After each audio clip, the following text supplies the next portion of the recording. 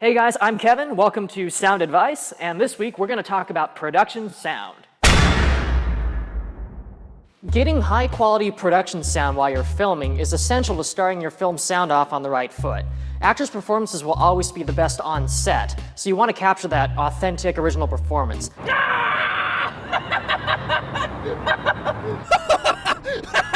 So what's the best way to record good production sound, you might ask? Well, it's typically having a sound recording setup that's separate from your camera. Why, you may ask? Well, that's what this video is about.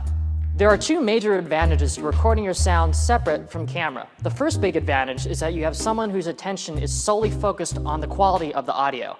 That person is much more likely to notice any problems with your sound, like distracting noises or technical issues. Today we're talking about rotoscoping.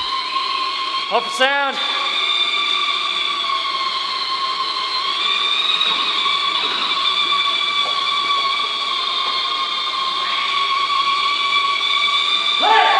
Second, most cameras treat audio recording as a bit of an afterthought, so even expensive cameras will often produce recordings with hiss, noise, or distortion, even if you set your volume levels correctly. Oh, it works! Look, it works! Here, right here. Heck yeah. Oh, it works! Look, it works! Here, right here. Heck yeah.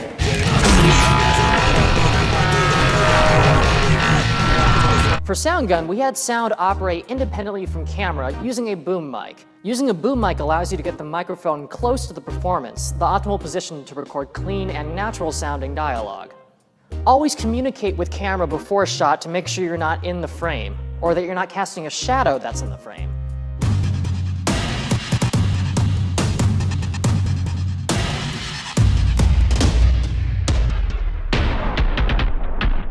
Another option are lavalier mics, like this one here, which are a great option when it's difficult or impossible to boom the shot. Kevin?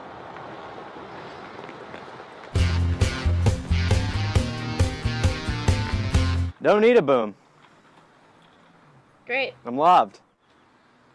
While traditional lav mics typically require the actor to carry a transmitter and the sound recordist to have a matching receiver, Rode's SmartLav connects directly to your smartphone and is a great cost-efficient option. Lavalier mics are typically buried beneath the actor's clothing, and they can require a little bit of maintenance now and then, a little bit of adjustment to make sure they're working properly.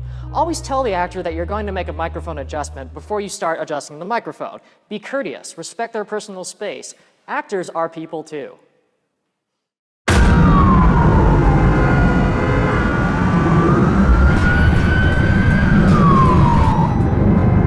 Poor quality sound can really hurt the immersion and story comprehensibility of your film. If your sound is too soft, it's difficult to hear, and if your sound is too loud, it may be distorted. These are things that are sometimes difficult or impossible to repair in editing, so it's important to try to get it right while you're filming. You want to keep your volume level low enough where you have a little bit of headroom, which is extra space for the sound to get louder than you anticipate it getting. For example, if an actor is talking and they suddenly decide to yell, you'll still be able to record the yell cleanly without distortion. You can also check to see if your recording device has a limiter, which is a built-in function that acts as a bit of a cushion and takes the edge off of distortion if sounds get louder than you anticipate. But keep in mind, this is more of a backup safety feature than a magical fix-all-your-problems thing. There's no magic in the world.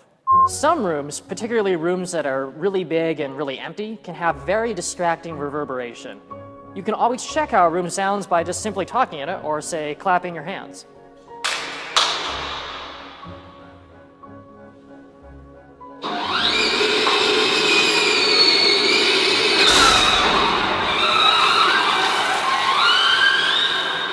Some locations can be challenging for recording good quality sound, so it's important to know what you can do to improve the quality of your audio. Try turning off things that make noise like this refrigerator.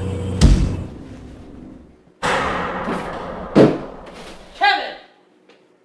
Perfect. You can use blankets to reduce reverb in a space or to make friends with homeless drug dealers. Try to place the blanket so your boom mic is pointed towards the blanket, and this will maximize its effect. On a bigger film shoot, you can ask the grip department to help you set up sound blankets. This is their favorite thing to do. It's good to keep in mind how the shot's going to be used in the film. Some shots, like close-up inserts, don't need any sound to be recorded, so you don't have to waste your time. Rolling? Grab it and move. This is typically for shots like inserts, like close-ups on certain objects, where there's nothing in the shot that would make any sound. Look at this beautiful puppy cat. It's not saying or doing anything, because it's dead. You could always record sound, but of course, it's not necessary.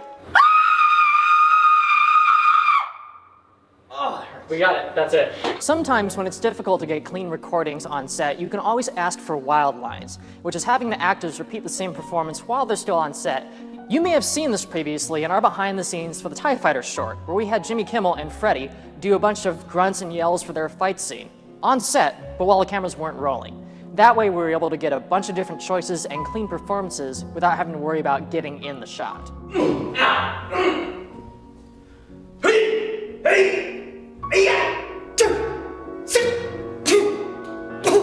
The great thing about wild lines is because they're being recorded on set, the audio quality will match the rest of your production sound. The great thing about wildlife is that's part of our heritage as human beings and citizens of the planet Earth. Thanks for watching, guys. I hope this video has introduced you to the basics of getting good quality production sound and giving you the tools you need to max... Oh.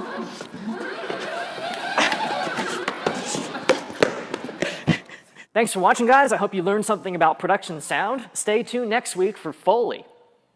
If you don't know what that means, you'll find out in a week. Or you could use Google.